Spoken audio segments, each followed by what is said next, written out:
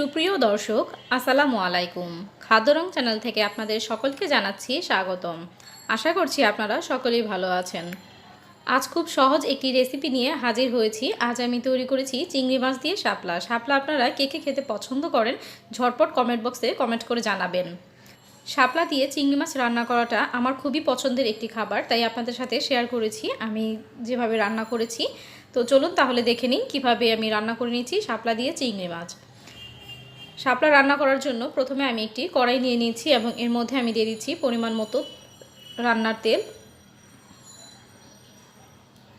তেলটা গরম হয়ে আসলে এর মধ্যে দিয়ে দিচ্ছি পেঁয়াজ কুচি। 4 থেকে 5টা ছোটো সাইজের পেঁয়াজ কুচি আমি এখানে ব্যবহার করেছি। তো পেঁয়াজগুলোকে আমি ব্রাউন করে ভেজে নিচ্ছি।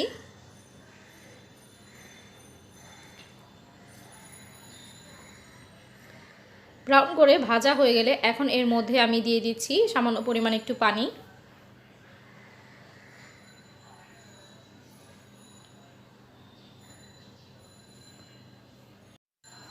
এখন দিয়ে দিচ্ছি গুঁড়ো মশলা। প্রথমেই দিয়ে দিচ্ছি 1 চামচ লাল মরিচের গুঁড়ো, 1 চামচ হলুদ গুঁড়ো, 1 চামচ লবণ বা পরিমাণ মতো লবণ, দিয়ে দিচ্ছি 1 চামচ ধনিয়ার গুঁড়ো, 1/2 চামচ জিরার গুঁড়ো। এবার মশলাগুলো একসাথে খুব ভালো করে কষিয়ে নিচ্ছি।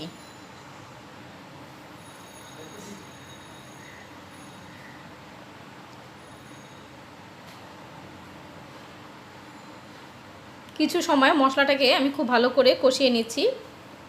মশলাগুলো কষানো হয়ে গেলে এর মধ্যে আমি দিয়ে দিব ছোট চিংড়ি মাছ। দেখতে পাচ্ছেন আমি কিন্তু খুব ভালো করে মশলাগুলোকে কষিয়ে নিয়েছি, মশলা থেকে কিন্তু তেল ছেড়ে দিয়েছে। তো এখন এর মধ্যে আমি দিয়ে দিচ্ছি চিংড়ি মাছ। চিংড়ি মাছগুলো খুবই ছোট সাইজের দেখতে পাচ্ছেন। এবার মাছগুলো দিয়ে আমি আবারও মশলার সাথে মিশিয়ে নিচ্ছি, খুব ভালো করে কষিয়ে নিব।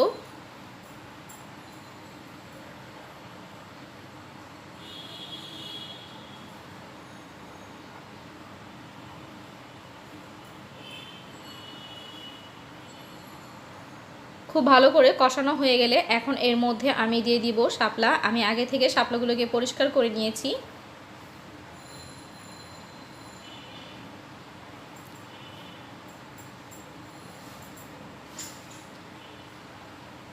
এবার মশলার সাথে শাপলাগুলোকে খুব ভালো করে মিশিয়ে নিচ্ছি নাড়াচাড়া করে।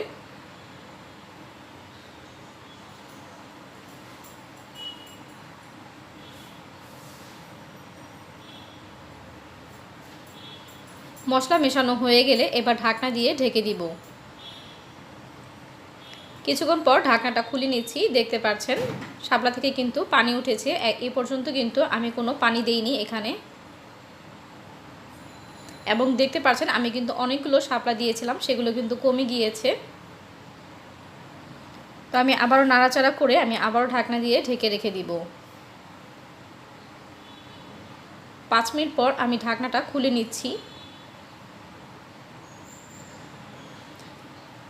দেখতে পাচ্ছেন এখনও কিন্তু অনেকটা পরিমাণে পানি রয়ে গিয়েছে শাপলার মধ্যে।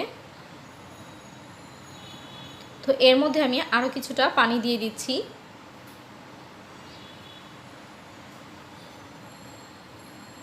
এবার এর মধ্যে আমি কিছু আস্ত কাঁচামরিচ দিয়ে দিব এবং কিছু কাঁচামরিচ আমি এভাবে ভেঙে দিয়ে দিব।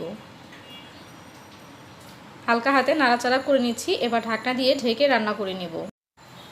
ঝোলটা টেনে আসা পর্যন্ত অপেক্ষা করছি। এবার ঢাকনাটা খুলে নিচ্ছি। দেখতে পাচ্ছেন ঝোলটা কিন্তু শাপলার মাখা মাখা হয়ে গিয়েছে, মানে গা বরাবর চলে এসেছে। তো এই পর্যায়ে আমি চুলা থেকে নামিয়ে পরিবেশন করে নিচ্ছি।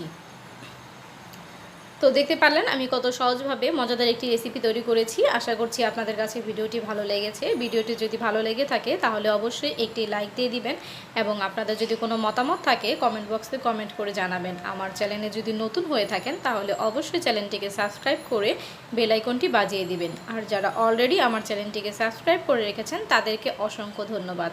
আবারও হাজির হব মজার মজার ভিডিও নিয়ে। আজ এই পর্যন্তই। আল্লাহ হাফেজ।